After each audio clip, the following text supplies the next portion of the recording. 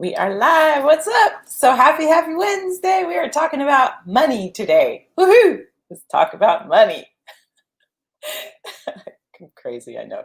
So I actually love talking about money because I think talking about money as a coach and putting money ideas into people's heads, it really is a clue into kind of your life as a whole, and you can really see what things, obstacles hold you back when you look at what problems and mindset things you have with money.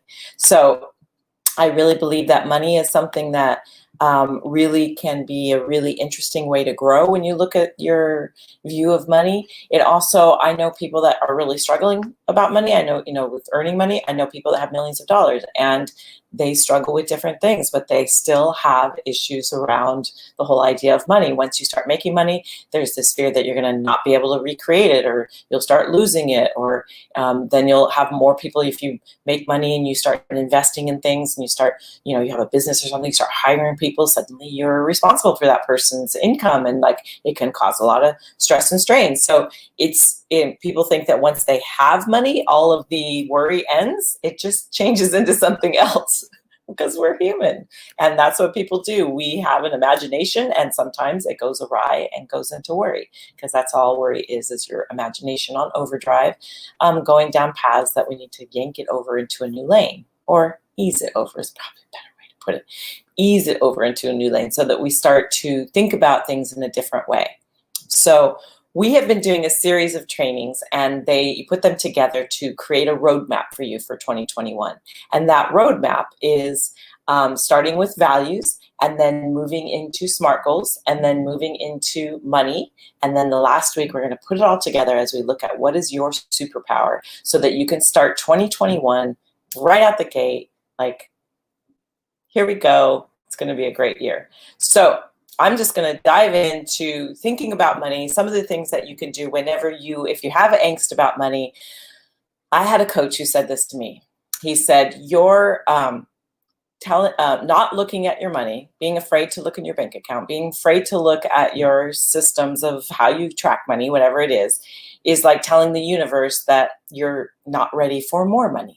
And that made total sense. Like, suddenly it was like, oh, right. If you are worried and not worried about the money you're managing now, how are you going to be able to handle more money? More money won't make that management problem change. It'll make it more complicated. So being able to kind of practice handling money in a way that makes it so that as you gain more money, you're able to handle it, and you know what you want to do, and you have a system in place, it will ease up some of that feeling of that you need to, have a windfall in order to everything to be okay. You can build your way there by creating systems, by creating habits. Most people think the only way to get to $1 million is through the lottery. That's not true. Putting things in place, having systems, being able to organize yourself will mean that you can make money and be happy with that, and like manage it in a way that will work. So as you're looking at your money, hey Doug, as you're looking at your money and you're saying, one of these things. So Julie Ann Carnes, and there's a handout today, and this information is in the handout. She's an amazing author of the book, The Abundance Code. And she breaks down money mindset into 7 categories. And so I highly recommend that you look at that. And some of them are like easy come, easy go is a mindset with money, that you can't hang on to it. Scarcity, that there's never enough to go around, and it's just like never going to be enough. That's another mindset. And often we get these mindsets from our parents. You have to work hard to make money. Money doesn't grow on trees. It's like these are the mindsets that our parents usually give us. So when you want to start looking, as the look method, as we're always saying, if you want to know kind of where you are with money, just look at how you handle it now. Look in your bank account. Look at what you spent. Look at what you're earning. Like, look at how you're handling your money. And as you do that, you'll start to see some of these, listen to your thoughts, and some of these mindsets will become apparent. So once you start kind of looking and listening, and one of the things, and there's in the handout when you download that, you can get that at hollywoodgatekeepers.net/free look. I highly recommend that you download this handout. It has a very intricate thing that you can go through where you can really discover your mindset about money. I'm just giving you little pieces and highlights out of it, but I highly recommend that you download that. So when you get to looking at this, when you think about what your parents, what your grandparents, what they said about money, often you carry that with you.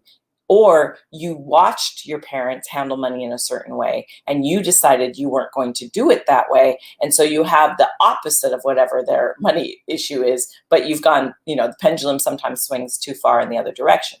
So if you start just listening and really like writing down the things that you learned, what were your first memories of money? When did you where does money come from? What is your answer to the question, where does money come from?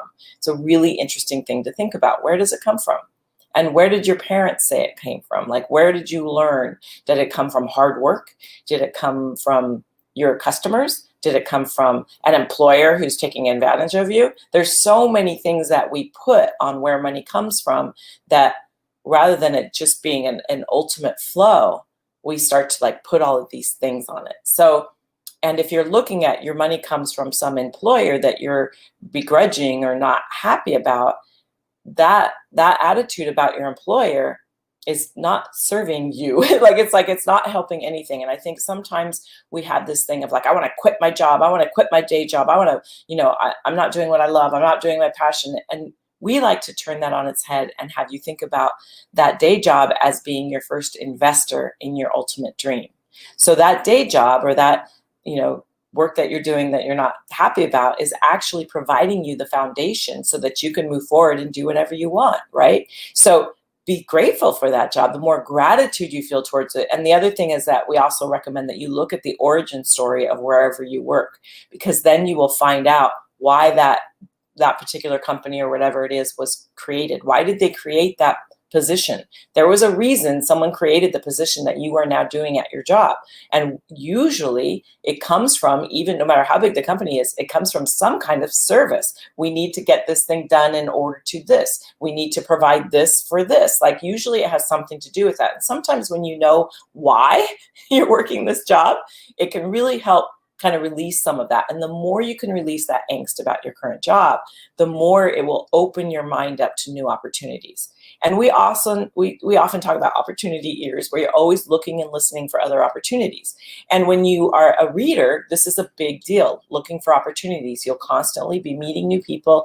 You'll constantly be listening for opportunities, finding things to do, finding new projects. This is a constant thing. And so why having a money mindset, this is why we talk about having a money mindset, because it's really important to have these things in place. So as you look at what your parents have said, look at how your siblings handle their money, because that will really be a reflection on sort of the overall view that you have, because you'll immediately have an opinion about your siblings and how they handle their money. And what is that opinion? What springs to mind? First thought, best thought, when you think about your sibling and how they handle their money, because that will give you a clue as to what your money mindset is. If you judge them in some way, then there it is. We want you to find things that will actually have your money mindset surface. Hello, here I am, so that you can really look and go, oh, because once you understand what that money mindset is, then you can really start to work towards shifting it. And it can be a lifelong project, but at least getting started. You can't go anywhere unless you know where you are. So at least getting started on it will make a huge difference. So do you say things like, I don't have a red cent, it cost me an arm and a leg? Ugh. These kind of negative sort of things about money. Money corrupts, money is evil, the love or the love of money is the root of all evil, I think is one, or money is the root of all evil. Sometimes you hear it, in that way. All of these ideas of there isn't enough to go around. Those who have money need to give it to me because there's not enough to go around. There's these are money mindsets, and you can kind of look to see where do you fit within this? And there are greedy people for sure. There are people that should be sharing or are taking advantage of other people for sure. But when you look at that, if you live in a place of being angry about that, rather than living in a place of solution and figuring out what can you do about that in your own life so that you can be, a follower of making a difference, as well as a leader of providing the example for other people. So we work really hard in this group to be that, to be learning, constantly learning, reaching, growing, providing whatever we're learning right back to you. And then also like, so we're following all those people, and then also trying to bring as many people along as possible to help sort of have a universal growth so that we're all moving to something. And I really feel like having an online business, doing this work that we're doing here with readers, whatever your superpower is, which is what we're going to talk about next week, putting all of that in place, I really feel like we are on the front edge of a really huge shift in how we look at this world and how we look at working. There's so many new things happening. There's a lot of struggle. And I kind of feel like we are in the caterpillar soup right now. There's so much struggle and angst and things happening. And when a caterpillar becomes a butterfly, it actually ingests itself. And it's like caterpillar soup for a little while. That's kind of where we are, but then out springs the butterfly. And I feel like what's happening in this phase of things shifting and changing is all kinds of opportunity. And if you're here and you're in this group, then you are kind of on the front edge of that. That means you're already seeking, learning, growing. So as we move into like what we want to do with that, that's what we're going to kind of talk about next week. But when you sort of look at what you're doing with money and then really think about what you want to be spending your money on, like make a huge list of all of the things that you want to spend your money on, and why.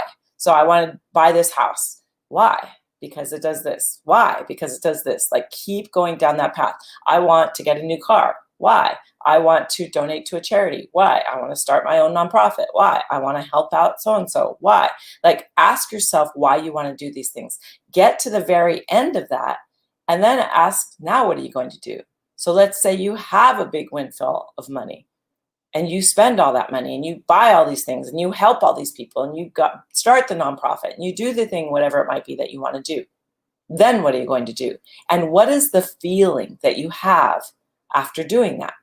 What is it? Is it security? Is it pride? Is it that feeling, whatever it might be? Like if you go down, helping a nonprofit, that philanthropic feeling that you have, you don't need money for that feeling. That feeling is available to you right now, this minute. You can pull the feeling of being generous with someone by texting them how much you love them. That's generosity. That's love. You can feel that feeling quite simply. You can feel that feeling by imagining the nonprofit you're going to start. Just like we always give the lemon example, you imagine licking a lemon and your mouth waters. Your body doesn't know the difference. So if you start and you think about and you get to that feeling, what will happen is then you take action from there. When you take action from there, your action will be more inspired. When you take action from fear, you'll take action in a way that usually will create more fear, will trip you up, will cause more angst. When you imagine, get to a better place and then take action, the action will be more inspired. Most likely it will have better return because you'll be coming from a different place. And it's really interesting because the more that you do that, the more opportunities open up because you're opening up. Sometimes, and it's interesting, I'll be coaching someone and they will have what I call a fixed or closed mindset. And I don't tend to make suggestions like you should do this, you should that. That's not coaching to me. Coaching is me holding the open space for you to figure out what you want to do. And I'm right there going, we got this, kind of helping you along the way. But when someone is constantly coming up with all the reasons why it won't work, then they can't see the solution because they're too busy looking for the problem. And your brain is amazing and it will find the thing that you're looking for. If you're looking for the problem will appear. If you're looking for the solution will show itself. And your brain is amazing that way. And the more when we start going down a path of and angst and whatever, and we start seeing all the problems, if we can stop for a second, take a breath, think about our end game of what we're after, then suddenly those problems that we're thinking, we'll start having ideas of how to solve them. Go take a nap, go take a shower, go for a walk. It'll open you up, and then the solution to those problems will be. And I'm going to leave you with one last final thought on this, and that is the of course mentality. And that is the solution. So as you're looking for solutions to things, if you can have an of course kind of mindset. So when you come in a room and you flip on a light switch, the light turns on. Of course it does. When you put your key in a lock and you open the door opens. Of course it does.